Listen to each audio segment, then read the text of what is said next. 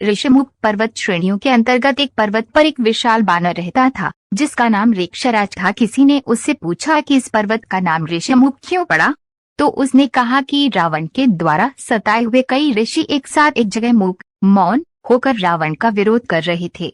रावण जब विश्व विजय के लिए वहां से निकला तो उसने एक साथ लाखों ऋषियों को एक जगह एकत्र देखकर पूछा कि इतने सारे महात्मा लोग यहाँ क्या कर रहे हैं।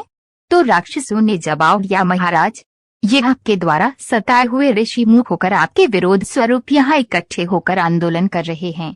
रावण ने कहा कि इनकी इतनी हिम्मत, मार डालो इन सभी को।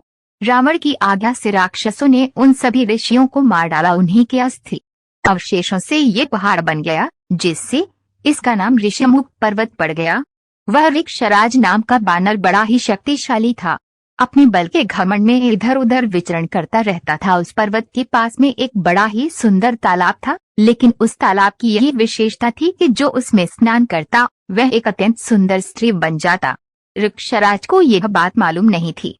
मस्ती में एक दिन वे उस तालाब में कूद पड़ा और जैसे ही बाहर आया तो उसने देखा कि वे एक बहुत ही सुंदर षोडशी स्त्री के रूप में परिणित हो चुका है। देखकर उसे बहुत शर्म महसूस हुई, परंतु वह क्या कर सकता था। इतने में देवराज इंद्र की दृष्टि उस स्त्री पर पड़ी। देखते ही उनका तेज स्खलित हो गया।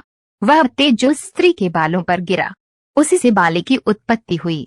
थोड़ी देर बाद सूर्योदय होने पर सूर्य की दृष्टि भी उस सुंदरी पर पड़ी तो सूर्यदेव भी उसकी सुंदरता पर मोहित हो गए।